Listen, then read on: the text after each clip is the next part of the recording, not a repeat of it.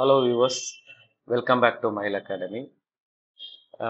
இன்னைக்கு நம்ம என்ன பார்க்க போறோம்னா, தினம் ஒரு அறிவு சுடர் அப்படிங்கிற ஒரு தலைப்புல நீட் 2025 எழுதக்கூடிய தமிழ் வழி மாணவர்களுக்காக ரொம்ப சிறப்பாக மயில் அகாடமி சார்பில் நம்ம இந்த வீடியோவை கொடுக்க போறோம்.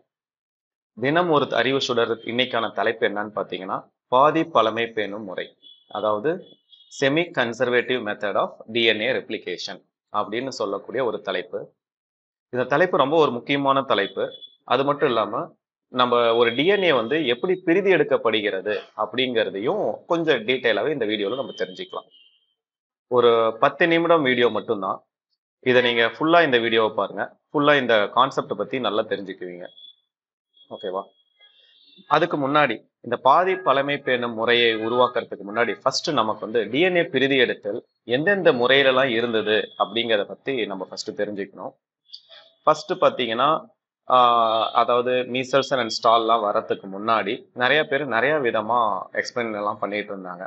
ஃபார் எக்ஸாம்பிள், சிதறிய முறை அப்படின்னு சொல்லிட்டு டிஸ்போசிவ் மெத்தட் இந்த வீடியோல பாக்குறீங்க. இந்த டயக்ராம்ல, இந்த தேர்டு டயக்ராம்ல பாத்தீங்கன்னா இந்த சிதறிய முறை கொடுத்திருக்காங்க. அதாவது ஒரு பெற்றோருடைய மரபு ஒவ்வொரு டிஎன்ஏலையும் அங்கங்க சிதறி இருக்குது, இந்த மாதிரி தான் வந்து பிரிதி எடுக்கும் பொழுது போகும் அப்படின்னு சொல்லி ஃபர்ஸ்ட் ஒரு அசாதாரணமாக வந்து அந்தந்த அவங்களுக்கு ஏற்ற அறிவுகளை வச்சு கொஞ்சமா ஒரு இன்ஃபர்மேஷனை டேட்டாவை எழுதினாங்க. அதுக்கப்புறம் பார்த்தீங்கன்னா இந்த சிதறிய முறையில வரும்பொழுது அந்த மரபுங்கிறது பெரிய அளவுல எக்ஸ்பிரஸ் ஆகலைங்கிறதையும் கண்டுபிடிச்சாங்க. அப்புறமா இன்னும் கொஞ்ச நாள் கழிச்சு பழமை பேணும் முறைன்னு சொல்லிட்டு கன்சர்வேட்டிவ் மெத்தடா இருக்கலாம் அப்படின்னு சொல்லிட்டு இந்த முதல் படத்தை விவரிக்கிற மாதிரி அவங்க எக்ஸ்பிளைன் பண்ணியிருந்தாங்க. அதாவது ஒரு கன்சர்வேட்டிவ் பழமை பேணும்னா ஒரு பிரிதி எடுத்த நிலையில போது ஃபுல்லா ஒரு பக்கம் ஃபுல்லா ஒரு பெற்றோரும் இன்னொரு பக்கம் ஒரு புதிய மரபும் உருவாக்கப்படுது அப்படின்னு சொல்லி முதல் பரம்பரையை விவரிச்சாங்க. சரி, ஓகே அப்படின்னு சொல்லிட்டு மறுபடியும் ரெண்டாவது பரம்பரையை பார்க்கும் பொழுது அதுக்கு அடுத்த தலைமுறையில இந்த பக்கத்துல இருந்து வந்தக்கூடிய மரபுல சுத்தமா ஒரு பெற்றோருடைய மரபு கொஞ்சம் கூட வரல. அப்ப இந்த மாதிரியும் வருவதற்கு கண்டிப்பா வந்து வாய்ப்புகள் இல்லை அப்படின்னு சொல்லிட்டு இந்த பழமை பேணும் முறையையும் ஒதுக்கி வச்சாங்க. அதுக்கப்புறம் கடைசியா பாத்தீங்க அப்படின்னா பாதி பழமை பேணும் முறை மூலியமாக தான் ஒரு டிஎன்ஏ வந்து பிரிதி எடுக்கின்றது அப்படின்னு சொல்லிட்டு ஃபைனல் பண்ணாங்க. அந்த முறையை தான் இப்ப நம்ம பார்க்க போறோம். பாதி பழமை பேணும் முறை அப்படிங்கிறது என்ன அப்படின்னு பாத்தீங்கன்னா, ஒரு டிஎன்ஏ வந்து பெற்றோரா இருக்கும் பொழுது அவங்க பிரிதி எடுத்தாங்கன்னா ஒரு சேய் நகலை உருவாக்குறாங்க. சரியா? அந்த சேய் நகல் பெற்றோர் நகல் ரெண்டு பேரும் சேர்ந்துதான் ஒவ்வொரு டைமும் நமக்கு பிரிதி எடுக்கப்படுகிறதுங்கிறது இந்த டைட்டில்ல அழகா சூப்பரா எக்ஸ்பிளைன் பண்ணியிருப்பாங்க. அதை பத்தி தான் நாம இப்ப இங்க பார்க்க போறோம். அதுக்காக பிராங்க்லின் ஸ்டாலும் மேத்யூ மீசல்சனும் ரெண்டு பேரும் சேர்ந்து இந்த தலைப்பை வந்து அழகா எக்ஸ்பிளைன் பண்ணாங்க. Matthew Meselson, Franklin Stahl. எப்ப வருடம் பார்த்தீங்கன்னா 1958 இந்த சோதனையை வந்து அழகா ஒரு எஸ்டரிஷியா கோலை அப்படிங்கிற ஒரு பாக்டீரியாவை வச்சு இந்த சோதனையை வந்து செஞ்சு பார்த்தாங்க. எதுக்காக இந்த சோதனை அப்படின்னு கேட்டோம்னா, டிஎன்ஏ வந்து ஒரு பாதி பழமை பேணும் முறையில தான் நமக்கு வந்து பிரிதி எடுக்கப்படுகிறது அப்படிங்கிற ஒரு செல்லை வந்து நம்ம வந்து விவரிச்சாங்க. இது வந்து ஒரு செல் உயிரினத்துல மட்டும் கிடையாது. அதே போல பிற உயர் உயிரினங்களான தாவரத்திலையும் இந்த மாதிரி தான் நடைபெறுது. அதே போல விலங்குகள்லயும் இந்த மாதிரி தான் காணப்படுகிறதுன்னு சொல்லியும் அவங்க வந்து எக்ஸ்பிளைன் பண்ணாங்க. இதுக்கு எவிடன்ஸா இன்னும் 2-3 சயின்டிஸ்டும் தாவரங்கள்ல எப்படி நடந்துச்சு, குரோமோசோம்கள் எப்படி நடந்துச்சுன்னு கொஞ்சம் பின்னாடி வந்து எக்ஸ்பிளைன் பண்ணியிருந்தாங்க. அதையும் இந்த வீடியோல நம்ம பார்க்கலாம்.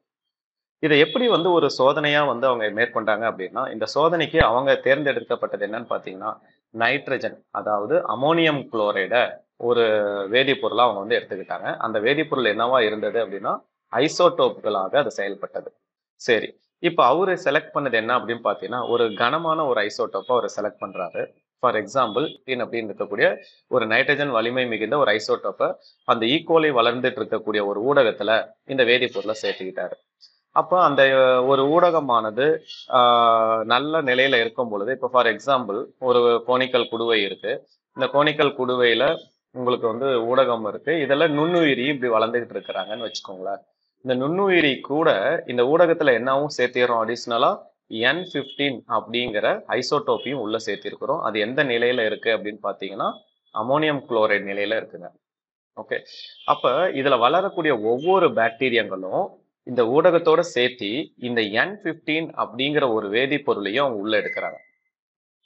அப்ப அந்த பாக்டீரியால வளரக்கூடிய அந்த உள்ளுக்குள்ள இருக்கக்கூடிய குரோமோசோமு டிஎன்ஏல பாத்தீங்கன்னா இந்த N15ங்கிற ஒரு மூலக்கூறும் உள்ள போகுது.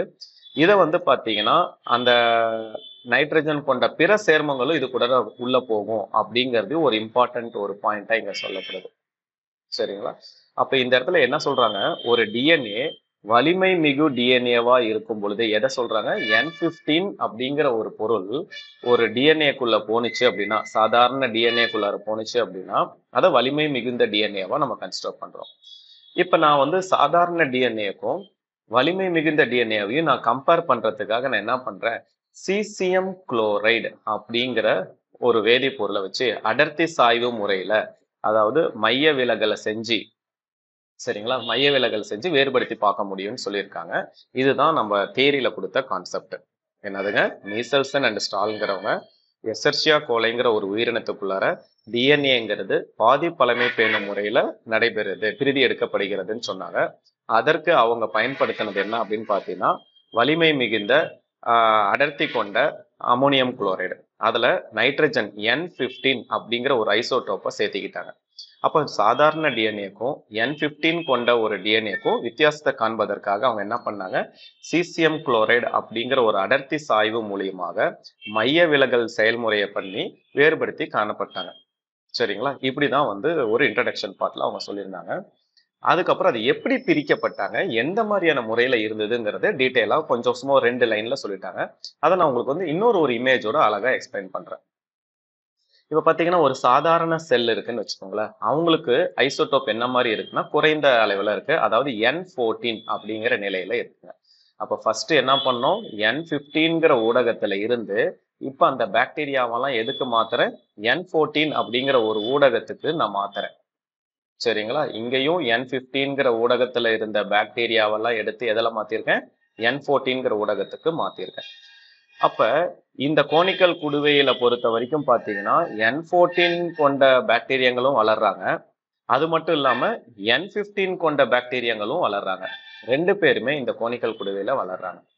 சரியா? ஏன்னா நான் ஃபர்ஸ்ட் பரிமாற்றம் செஞ்சது எங்க இருந்து எடுத்துட்டு வந்தேன், ஃபர்ஸ்ட் வளர்ந்தது N15ங்கிற அடர்த்தி மிகு கொண்ட ஒரு ஐசோடோப் மூலியமா தான் நான் வளர்த்தினேன். அதை தான் நான் இப்ப பரிமாற்றம் செஞ்சேன். அப்ப நான் இது என்னவா கன்சிடர் பண்ணிக்கிறேன்னா, முதல் பரம்பரையா நான் கன்சிடர் பண்றேன். எதுல, இந்த N14ல வளரக்கூடிய உயிரினங்கள் எல்லாத்தையும் நான் முதல் பரம்பரையா கன்சிடர் பண்றேன். அதே போல மறுபடியும் இதே உயிரினங்களை எடுத்து இன்னொரு ஒரு கோனிக்கல் குடுவையில, அந்த கோனிக்கல் குடுவையிலையும் N14 அப்படிங்கிற ஊடகத்தை வச்சு நான் வளர்த்தனேன் அப்படின்னா, இந்த 2வது வளர்ந்துச்சு இல்லைங்களா N14 ஊடகத்துல, இதுல இருந்து கொஞ்சமா நுண்ணூட்டத்தை எடுத்து உயிரினங்களோட சேர்த்து இந்த புது ஊடகத்துல நான் வளர்த்தனேன் அப்படின்னா, இங்கேயும் எனக்கு என்ன பார்க்க முடியுது, N15யும் பார்க்க முடியுது, அதே போல N14யும் பார்க்க முடியுது. இந்த ஃபர்ஸ்ட் வளர்ந்த முதல் பரம்பரையிலயும் என்ன இருந்தாங்க, N15ம் இருந்தாங்க, N14ம் இருந்தாங்க. அப்போ ஒவ்வொரு பரம்பரையிலையும் இந்த N15 அப்படிங்கிறது பரிமாற்றம் வந்துகிட்டே இருக்கு அப்படிங்கிறது தான் இந்த தலைப்புல அவங்க சொல்ல வந்தது. அதனாலதான் வலிமை மிகுந்த N15 அப்படிங்கிறது முதல்ல வளர்ந்த இந்த பாட்டு. அப்ப இதை பிரிச்சு எடுப்பதற்காக அவங்க என்ன பயன்படுத்தினாங்க, மைய விலகல் முறையை பயன்படுத்தினாங்க. அப்ப N14 கம்பேர் பண்ணும்போது N15 வலிமை மிகுந்தது, அதனால கீழே அடர்த்தியா இருக்குது. இப்ப ஹைபிரிடா இருந்தாங்கன்னா N15 N14 இப்ப பாத்தீங்கன்னா இவங்க ஹைபிரிட், கரெக்டுங்களா? முதல் பரம்பரைங்கிறது ஹைபிரிடு. அப்ப அடர்த்தி மிகுந்தவும் இல்லாம அடர்த்தி குறி இல்லாம நடுநிலையா இருக்காங்க, மையத்துல இருக்காங்க, கலப்பு டிஎன்ஏவா இருந்திருக்காங்க. இது எப்ப, ஒரு 20 நிமிடம் கழிச்சு. மறுபடியும் இன்னொரு ஒரு 20 நிமிடம் கழிச்சு பாத்தீங்கன்னா ஒரு தூய்மையான N14 அதே போல ஒரு கலப்பினம் கொண்ட N14 N15ங்கிற ஒரு டிஎன்ஏவையும் பார்த்தாங்க. இது எப்ப, 40 நிமிடத்துல. அப்ப வலிமை குறைந்த டிஎன்ஏவும் இருந்துச்சு, கலப்பு டிஎன்ஏவும் இருந்தது. 20 நிமிடத்துல வெறும் ஹைபிரிட் மட்டும் அதிகமா இருந்துச்சுன்னு சொன்னாங்க. 40 நிமிடத்துல வலிமை குறைந்த டிஎன்ஏவும் கலப்பு டிஎன்ஏவும் சம அளவுல இருந்துச்சுன்னு சொன்னாங்க. இதுதாங்க இந்த இடத்துல அவங்க சொன்ன விஷயம். இது அழகா இன்னொரு டயக்ராம்ல உங்களுக்கு சொல்றேன். இப்ப இவ்வளவு நேரம் என்ன பேசணும்னோ அதுதான் இது. ஃபார் எக்ஸாம்பிள், ஒரு கோனிக்கல் குடுவையில ஈகோலைங்கிற ஒரு பாக்டீரியத்தை ஒரு ஊடகத்துல நான் வளர்த்திட்டு இருக்கேன். இந்த ஊடகத்தை நான் பிங்க் கலர்ல காமிச்சது காரணம் என்னன்னா, இந்த இடத்துல N15 அப்படிங்கிற கனமான ஒரு ஐசோடோப்பை பயன்படுத்தினதுனால இந்த ஊடகத்துக்கு கலர் காமிச்சிருக்கேன். முதல்ல வளர்த்துனது N15. அப்ப அதுல இருக்கிற அனைத்து பாக்டீரியங்களுடைய டிஎன்ஏவும் என்ன இருக்கும், அந்த N15ங்கிற ஒரு மூலக்கூறும் சேர்ந்து இருக்கும். இதை நான் எப்படி பிரிச்சு எடுத்தேன், சீசியம் குளோரைடு அப்படிங்கிற சாய்வு மூலியமா நான் என்ன பண்ணியிருக்கேன், பிரிச்சு எடுத்து டிஎன்ஏக்கு N15ங்கிற ஹைபிரிட் இருந்ததை கண்டேன். அப்ப இந்த ஈகோலை இப்ப என்ன பண்றேன், முதல் ஒரு பரம்பரையாக இன்னொரு புதிய ஊடகத்துக்கு நான் மாத்துறேன். இங்க இருந்து இது புதிய ஊடகம். ஆனா இந்த ஊடகத்துல நான் என்ன சேர்த்திருக்கேன், N14 சேர்த்திருக்கேன். ஆனா N15 கிடையாது. ஆனா இந்த ஃபர்ஸ்ட் வளர்ந்த எல்லா பாக்டீரியங்களும் என்ன வச்சிருக்காங்க, N15ங்கிற ஒரு வேதிப்பொருளையும் அவங்க உள்ளுக்குள்ளார எடுத்துக்கிட்டாங்க. அந்த பாக்டீரியத்தை இதுக்குள்ளார வளர்த்தும் பொழுது எனக்கு என்ன மாதிரி இருக்குன்னா, இடைநிலை அடர்த்தியாக கிடைக்குது. அதாவது ஒரு ஹைபிரிட் கலப்பினமா கிடைக்குதுன்னு சொல்லியிருக்காங்க. இது மறுபடியும் அடுத்த தலைமுறைக்கு கொண்டு போறேன். இது ஃபர்ஸ்ட் ஜெனரேஷனு, முதல் தலைமுறை. இது 2வது தலைமுறை. அதுக்கப்புறம் மறுபடியும் பாத்தீங்கன்னா 3வது தலைமுறை. இந்த 2வது தலைமுறையில பாத்தீங்கன்னா முதல்ல டிஎன்ஏ பெருக்கம் அடையும் பொழுது ஒரு தூய்மையான 50% இலகுவான ஒரு டிஎன்ஏ N14ஐயும் இன்னொரு 50% ஹைபிரிடையும் கொடுத்தாங்களாம். இப்ப புரிஞ்சிருக்கும்னு நினைக்கிறேன். ஏன்னா ஃபர்ஸ்ட் நான் வளர்த்தினது கனமான N15 ஐசோடோப் கொண்ட ஒரு ஊடகம். அதை நான் முதல் பரம்பரையா எடுத்துக்க கூடாது. ஏன்னா நான் முதல் பரம்பரையை எதை எடுத்துக்கணும், அதை விட குறைந்த அடர்த்தி கொண்ட ஒரு ஐசோடோப்ல மாற்றும் பொழுதுதான் முதல் பரம்பரையா கன்சிடர் பண்ணிக்கிறேன். அடுத்தது 2வது பரம்பரை, அப்புறம் 3வது பரம்பரை. 3வது பரம்பரைக்கு போகும் பொழுது பாருங்க, 75% இலகுவான டிஎன்ஏவா இருக்கு, மீதி ஒரு 25% ஹைபிரிட் டிஎன்ஏவா இருக்கு. இப்படிதான் நம்ம கணக்கிடுறோம். அப்ப முதல் பரம்பரைக்கு அதிகமான ஹைபிரிட் இருந்துச்சு, 2வது பரம்பரைக்கு 50% சமநிலையில இருந்தாங்க, 3வது பரம்பரைக்கு இலகுவான டிஎன்ஏ அதிகமாகவும் ஹைபிரிட் டிஎன்ஏ 25% இருந்துச்சு. இப்படியே 4வது தலைமுறை, 5வது தலைமுறை, 6வது 7வது போகும் பொழுது இந்த ஹைபிரிடுங்கிறது கலப்பினமானது தொடர்ந்து வந்துகிட்டே இருக்குதுன்னு சொல்றாங்க. நமக்கெல்லாம் சொல்லியிருப்பாங்க, ஒரு பரம்பரைங்கிறது மொத்தமா 7 பரம்பரை தான் நமக்கு, கரெக்டுங்களா? அதை வச்சுதான் இங்கேயும் சொல்லியிருக்காங்க. பாருங்க, முதல்ல இந்த டிஎன்ஏவானது தலைமுறை எப்படி இருந்துச்சுங்க, N15 கொண்ட ஊடகத்துல இருந்து பிரிச்சு எடுத்தோம். N15 N14 பிரிச்சு எடுக்கும் பொழுது இந்த ஊடகத்துல எனக்கு என்ன இருந்ததுங்க, கலப்பா இருந்தது. அப்படி இல்லைன்னா அது என்னன்னு சொல்லுவேன், இடைநிலை அடர்வுன்னு நான் சொன்னேன். சரிங்களா? முதல் தலைமுறைக்கு ஏன்னா அதிகமா ஹைபிரிட் தான் இருந்துச்சு. அதே 2வது தலைமுறைன்னு சொல்லக்கூடிய 40 நிமிடங்களை கன்சிடர் பண்ணீங்கன்னா 50% கனமான, அதாவது கலப்பின டிஎன்ஏவும் 50% இலகுவான டிஎன்ஏவும் இருந்தது. சரிங்களா? இது எப்ப 40 நிமிடத்துக்கு. அடுத்தது நான் 60 நிமிடத்துக்கு கணக்கிடும் பொழுது என்னவாகுது பாத்தீங்கன்னா, 25% கலப்பினமாகவும் 75% இலகுவானதும் இருந்துச்சுங்களாம். எப்ப 60 நிமிடத்துக்கு. அதுவே நான் மறுபடியும் இன்னும் கொஞ்சம் 20 நிமிஷம் சேர்த்தி 80 நிமிடம் போகும்போது இந்த 25லயும் பாதியா குறைஞ்சி 12.5% கலப்பின டிஎன்ஏவாகவும் இலகுவான டிஎன்ஏ அப்படியே அதிகமாகிக்கிட்டே போகுதுங்க. ஸோ அப்படி பார்க்கும் பொழுது 80 நிமிடம், 100 நிமிடம் பார்த்தீங்கன்னா என்ன ஆயிடுங்க, நம்மளே கால்குலேட் பண்ணலாமே. 100% கொண்டு போறோம், சரிங்களா? அப்ப 100 நிமிடத்துக்கு கொண்டு போகும்போது 12.5ல பாதி எவ்வளவு ஆகுங்க, 6.25% கிடைக்கும். அது எத்தனாவது தலைமுறையா இருக்கும் அப்படின்னு பார்க்கும் பொழுது இதை முதல் தலைமுறை சொன்னோம், 40ங்கிறது 2வது தலைமுறை, 60ங்கிறது 3வது தலைமுறை, 80ங்கிறது 4வது தலைமுறை, 100ங்கிறது 5வது தலைமுறை. அப்ப 5வது தலைமுறைக்கு 6.25% கலப்பினம் இருக்கும் அப்படிங்கிறது தான் இந்த இடத்துல தெளிவு. இது அப்படியே 6வது தலைமுறைக்கு கொண்டு போங்க. 6வது தலைமுறைக்கு கொண்டு போனீங்கன்னா இதுலயும் பாதியா ஆயிடும். அப்ப 3%, 3 சம்திங் வரும். சரிங்களா? அதே 7வது தலைமுறை கொண்டு போங்க, 1.65 வரும். அது 8வது போனீங்கன்னா 1க்கு கீழே போயிடும். சரிங்களா? அதனால அது 8வது தலைமுறை கிடையாதுங்க. இதனாலதான் மொத்தமே 7 தலைமுறைக்கு தான் ஒரு டிஎன்ஏங்கிறது மரபானது பரிமாற்றம் செய்யப்படும் அப்படிங்கிறது சொன்னதுக்கான ரீசன் இதுவும் ஒண்ணு. இது அழகா எக்ஸ்பிளைன் பண்ணவர் மேத்யூ அண்ட் மீசல்சன். அதே போல பிராங்க்லின் ஸ்டால், இவங்க 2 பேரும் தான் இந்த ரிசர்ச் அழகா சூப்பரா எக்ஸ்பிளைன் பண்ணியிருந்தாங்க. அது மட்டும் இல்லாம கூட இன்னும் மற்றவங்களும் குரோமோசோமை பத்தி எக்ஸ்பிளைன் பண்ணாங்க. டெய்லர் மற்றும் அவருடைய சகாக்களும் 1958ல விசியா ஃபேபா அப்படிங்கிற ஒரு தாவரத்துல அவங்க என்ன பண்ணாங்க, ஒரு கதிரியக்க தைமிடின்களை அவங்க பயன்படுத்தினாங்க. இதுக்கு முன்னாடி மீசல்சன் ஸ்டால் என்ன பயன்படுத்தினாங்க, ஐசோடோப்புகளை பயன்படுத்தினாங்க. அந்த ஐசோடோப் நைட்ரஜனாக இருந்துச்சு, N15 N14. இவங்க இந்த ஐசோடோப் தைமிடின் நிலையில பயன்படுத்தி இருக்காங்க. இதுல என்ன சொல்லியிருக்காங்க பாத்தீங்கன்னா, குரோமோசோம்கள்ல புதிதாக உற்பத்தி செய்யப்பட்ட டிஎன்ஏ உடைய பரவலை வந்து பார்த்தாங்க. அப்ப பார்க்கும்பொழுது டிஎன்ஏங்கிறது இவங்களும் என்னதான் சொன்னாங்க, பாதி பழமை பேணும் முறையில தான் பிரிதி எடுக்கப்படுகிறதுன்னு சொல்லி இவங்களும் கன்ஃபார்ம் பண்ணிட்டாங்க. அப்ப ஒரு செல் உயிரினத்திலையும் சரி, உயர் உயிரினங்களான தாவரம், விலங்கு செல்லையும் சரி, அனைத்து உயிரினங்கள்லயும் ஒரு டிஎன்ஏ எப்படி பிரிதி எடுக்கப்படுது, பாதி பழமை பெண்ணும் முறையில தான் பிரிதி எடுக்கப்படுகிறதுன்னு சொல்லிட்டு அழகா எக்ஸ்பிளைன் பண்ணாங்க. இவ்வளவுதாங்க இந்த டாபிக்ல இருந்தது.